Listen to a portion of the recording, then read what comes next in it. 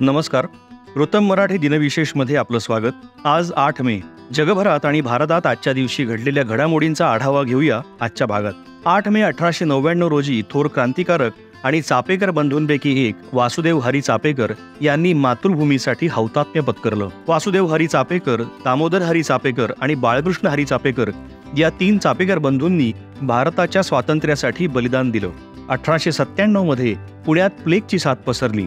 प्लेगमुळे रुग्णांच्या काखेत आणि जांघेत गाठी येऊन काही दिवसांनी रुग्ण दगावत असत, परंतु ब्रिटिश अधिकाऱ्यांनी त्यापासून सुटका करण्यासाठी कोणतेही विशेष प्रयत्न केले नाहीत. उलट वैद्यकीय तपासणीच्या नावाखाली घराघरात घुसून ब्रिटिश सैनिक आणि अधिकाऱ्यांनी भारतीय स्त्रियांवर सामूहिक बलात्कार करायला सुरुवात केली.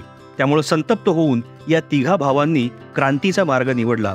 यामागे प्रेरणा अर्थातच लोकमान्य टिळकांची होती. चापेकर बंधूंनी संकल्प केला की आपण प्लेग आयुक्त वॉल्टर चार्ल्स रँड आणि आणखी एक अधिकारी आयर्स्ट याला यमसदनी धाडल्याशिवाय स्वस्थ बसायचं नाही. 22 जून 1897 रोजी राणी व्हिक्टोरियाचा 60वा वाढदिवस शासकीय निवासस्थान पुणे इथं साजरा होणार होता.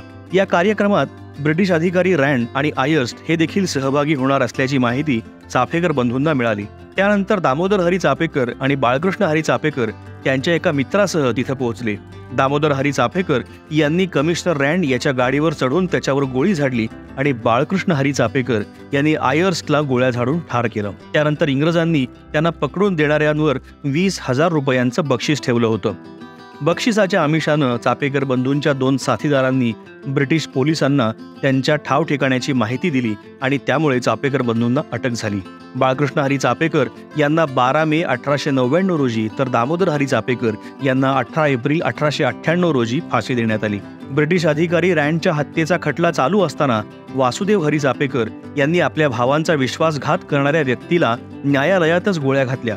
त्यामुळे इंग्रजांनी त्यांनाही अटक करून त्यांच्या 2 भावांप्रमाणेच 8 मे 1899 रोजी फाशी दिली.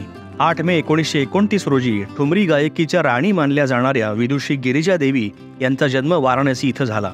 ठुमरी ही भारतीय शास्त्रीय संगीताची लोकप्रिय गायन शैली आहे. त्यात रस, रंग आणि भाव यांची प्रधानता असते. बनारस घराण्याच्या गिरिजा देवी यांना 1972 मध्ये पद्मश्री, 1989 मध्ये पद्मभूषण आणि 2016 मध्ये पद्मविभूषण पुरस्कारानं सन्मानित करण्यात आलं. 1949 रोजी ऑल इंडिया रेडिओ अलाहाबाद इथून त्यांनी संगीत विश्वात पदार्पण केलं. 1951 मध्ये त्यांनी बिहारमध्ये पहिली सार्वजनिक मैफल केली. गिरिजा देवी शास्त्रीय संगीतासोबतच ठुमरी गाण्यातही पारंगत होत्या. त्यामुळेच त्यांना ठुमरीची राणी म्हटलं जात असे. अगदी लहान वयातच त्यांनी गुरु पंडित सरयू प्रसाद मिश्र यांच्याकडून संगीताचं शिक्षण घेतलं. 1952 मध्ये गिरिजा देवी यांनी दिल्लीतील कॉन्स्टिट्यूशन क्लबमध्ये राष्ट्रपती, पंतप्रधान आणि इतर मंत्र्यांसमोर ठुमरी गायन सादर केलं. 24 ऑक्टोबर 2017 रोजी त्यांचं निधन झालं. 8 मे 2007 रोजी सिवान न्यायालयानं राष्ट्रीय जनता दलाचा कुख्यात खासदार मोहम्मद शहाबुद्दीन याला communist party of India Maoist लेनिनिस्टच्या कार्यकर्त्याच्या हत्येप्रकरणी दोषी ठरवून जन्मठेपेची शिक्षा सुनावली. शहाबुद्दीन यानं 1990च्या विधानसभा निवडणुकीत अपक्ष म्हणून विजय मिळवला होता. त्यानंतर लालू यादव यांच्याशी त्याची जवळीक वाढली आणि 1996 मध्ये शहाबुद्दीन खासदार बनून लोकसभेत पोहोचला. शहाबुद्दीनच्या गुन्ह्यांची यादी बरीच मोठी होती, पण 16 ऑगस्ट 2004 रोजी त्यानं सर्वात क्रूर गुन्हा केला. खंडणी द्यायला विरोध केल्यामुळे शहाबुद्दीननं सिवान इथल्या किराणा व्यापारी चंद्रशेखर प्रसाद यांच्या 3 मुलांना बेदम मारहाण केली. त्यांना खांबाला बांधून ॲसिडनं आंघोळ घातली. या घटनेत 2 भावांचा जागीच मृत्यू झाला, तर राजीव प्रसाद कसा तरी तिथून बचावला. मात्र नंतर त्याचीही हत्या झाली. या प्रकरणात 9 डिसेंबर 2015 रोजी शहाबुद्दीनलाही जन्मठेपेची शिक्षा सुनावण्यात आली होती. 15 फेब्रुवारी 2017 रोजी सर्वोच्च न्यायालयानं शहाबुद्दीनला सिवान तुरुंगातून दिल्लीतील तिहार तुरुंगात हलवलं. त्यानंतर 1 मे 2021 रोजी त्याचा कोरोना विषाणूनं मृत्यू झाला. लालू प्रसाद यादव यांनी कुख्यात गुन्हेगार मोहम्मद शहाबुद्दीन याचा मृत्यू हे आपलं वैयक्तिक नुकसान असल्याचं म्हटलं होतं. ऑक्सिजनचा शोध लावणारे शास्त्रज्ञ अँटोनी लॅव्हॉइझियर यांचं निधन 8 मे 1794 रोजी पॅरिसमध्ये झालं.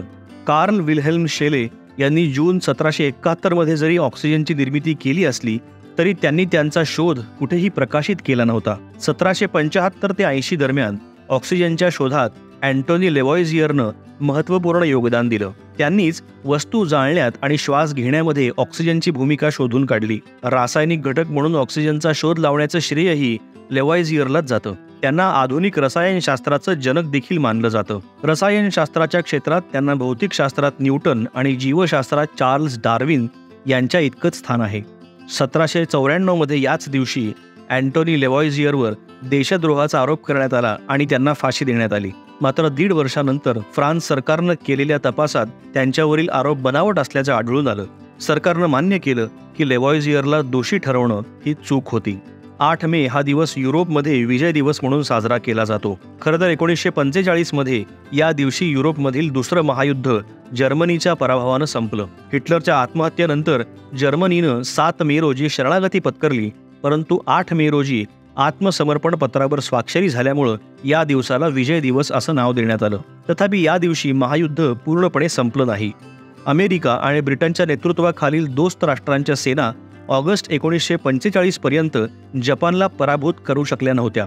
2 सप्टेंबर 1945 अधिकृतपणे दुसऱ्या महायुद्धाचा शेवट मानला जातो. 1939 ते 1945 पर्यंत चाललेल्या दुसऱ्या महायुद्धात तब्बल 6 कोटींहून अधिक लोक मारले गेले.